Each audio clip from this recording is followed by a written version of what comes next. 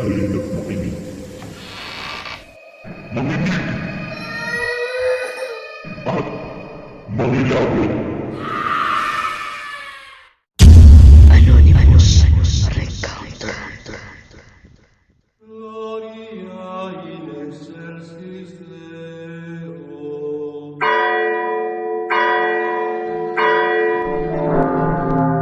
Linggo ng pagkabuhay, isa sa pinakainaabangan kong araw sa buong taon. Maagang gumigising ang karamihan para magbasta para sa salubong. Isa itong tradisyon sa aming mga Katoliko. Ito ay prosesyon kung saan may imahe ni Jesus at ni Mama Mary. Magkahiwalay ang pagmumulan nito at pagtatagpuin sa simbahan. Kadalasan dito sa aming lugar ay nagsisimula ang prosesyon mga bandang 4:00 ng madaling araw.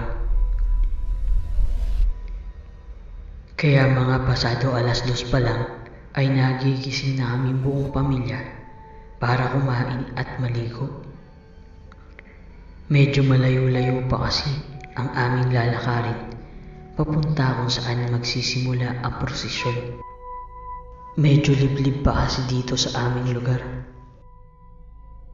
Habang nagpapainit ako ng tubig sa kalandiuling sa may labas ng aming bahay, ay may narinig akong isang malakas na pagaspas ng animoy isang malaking ibon. Binaliwala ko lang iyon dahil madalas naman talagang may maligaw na kakaibang ibon dito. Pero hindi ganun kalakas ang pagpagaspas. Pero ipinagsawalang bahala ko na lamang iyon. Nang kumulo na ang tubig na iniinit ko pang paligo, ay isinalin ko agad iyon sa timba na nasa CR. Pinaligo ko na rin ang aking kapatid. At pagkatapos niya, ay ako naman ang susunod na maliligo. Mag-aalas 3 na ng madaling araw. Habang nagsasalang na ulit ako ng tubig, ay bigla namang may kumalabog na malakas sa aming bubungan. Napatakbo palabas ang papa at mama ko. Ako naman ay agad pumasok sa loob ng aming bahay nang dahil sa takot. Pati ang aming kapitbahay ay napalabas din dahil sa lakas ng kalabog. Habang nagpa-flashlight sila sa bubong, ay sumilip ako sa bintana at tinanong kung may nakita ba sila. Sumagot ang papa ko na wala naman daw silang makita. Baka marahil ay pusa lang daw yun. Sinabi ko sa kanila na may narinig akong malakas na pagaspas ng parang isang malaking ibon. Agad na pumasok si Mang Julian sa kanilang bahay at paglabas nito ay may dala-dala na itong isang mahabang bagay na parang isang latigo. Ang sabi niya ay isa raw iyong buntot pagi. Umuwi raw sa kanila kagabi ang panganay niyang anak na nakatira sa kabilang bayan dahil daw wala itong kasama. Dahil lingguhan kung umuwi ang kanyang asawa. Madalas daw kasing may parang naglalakad sa kanilang bubong. Kaya napagdesisyonan niyang umuwi muna sa kanyang mga magulang. 7 buwang buntis daw ang kanyang anak at pinaghihinala ang inaaswang. Nang marinig ko yun, ay nabalot ako ng takot. Para tuloy ayoko nang lumabas ng bahay. Maya-maya pa'y natapos na maligo ang aking kapatid at ako na dapat ang susunod. Ngunit dahil sa sobrang takot ay hindi ko na magawang maligo pa. Ayoko nang humiwalay kila papa. Mga pasado 3:00 na nang makaalis kami sa bahay. Halos wala pang gaanong naglalakad sa daanan palabas ng kalsada. Sina Mang Julian naman ay hindi na sumama magprosesyon dahil sa nangyari kanina. Nagpaiwan na lang sila upang bantayan ang kanilang anak. Habang naglalakad kami, ay tingin ako ng tingin sa itaas dahil baka bigla na naman dumaan ang malaking ibon. Nang malapit na kami sa may palayan, ay may natanaw kaming isang malaking aso. Noong una, hindi namin inakala na isang aso yun dahil sa sobrang laki niya. Unang pagkakataon namin iyon makita sa aming baryo. Habang papalapit kami ng papalapit sa kanya, ay pabagal din ito ng pabagal sa paglalakad. Nakakatakot ang itsura nito. Ang laki-laki niya at ang itim-itim niya. At yung mga mata niya ay parang nanlilisik.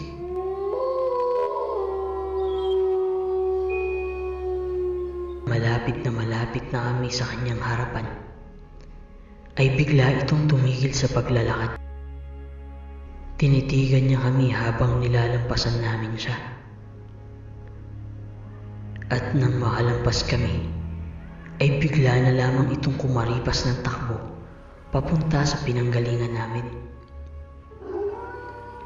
Dahil sa takot, ay napatakbo na rin kaming lahat nang may biglang dumaan na tricycle. Napagpasyahan naming sumakay na lamang para mapabilis kaming makalayo sa lugar.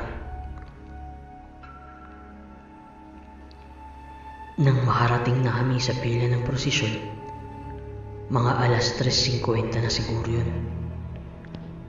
May narinig kaming mga ali na nagkukwentuhan tungkol sa nakita at narinig nila isang malakas na pagaspas ng isang malaking ibon habang naglalakad papunta raw sa prosesyon. Nang saktong alas 4 ng madaling araw, ay nagsimula nang lumakad ang prosesyon.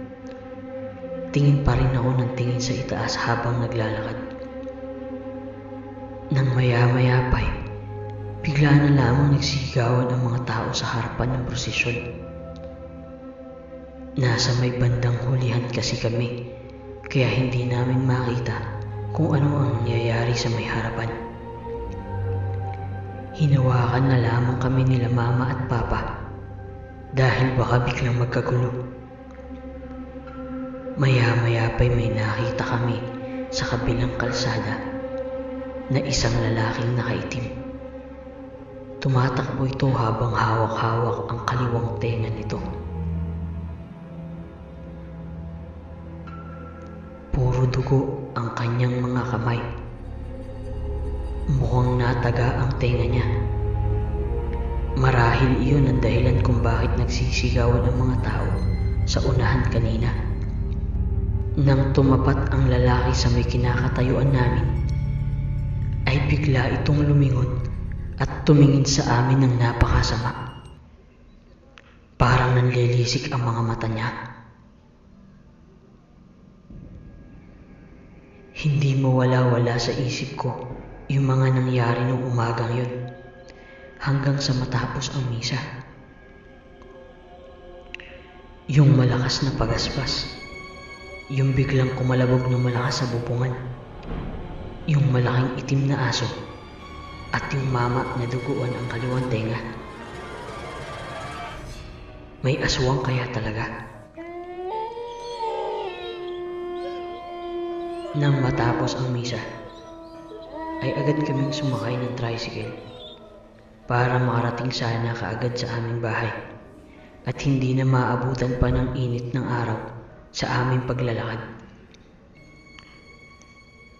Nang malapit na kami sa amin, ay nakita namin ang kumpulan ng tao sa may bahay nila Mang Julian. Agad kaming lumapit para tingnan kung ano ang nangyari.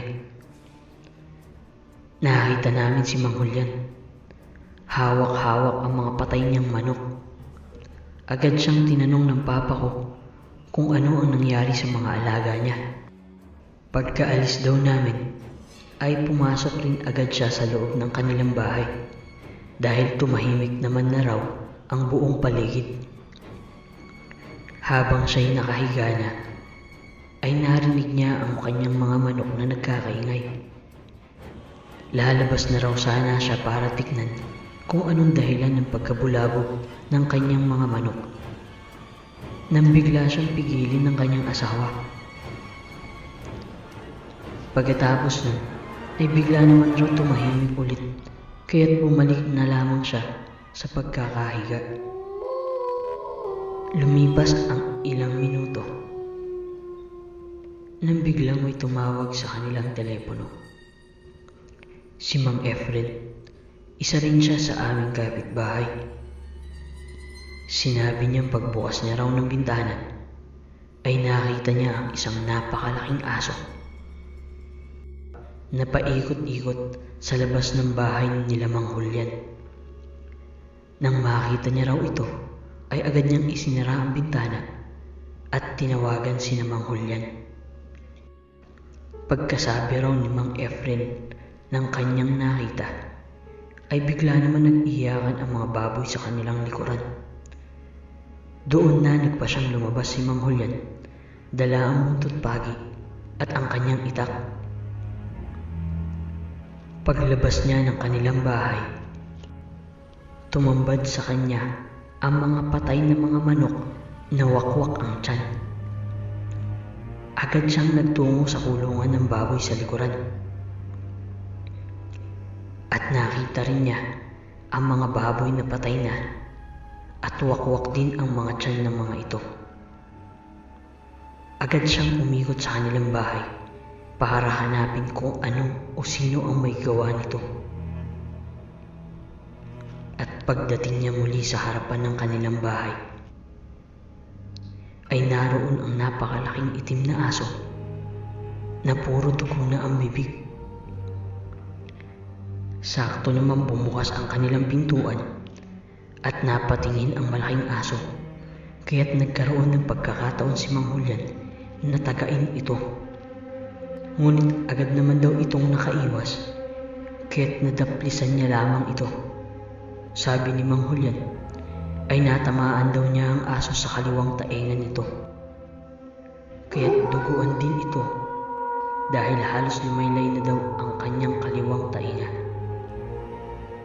Nang marinig ko yun, ay doon ko lang napagtanto ang lahat, na yung lalaki kanina na nakita namin sa prosesyon ay siya rin ang napakalaking itim na aso.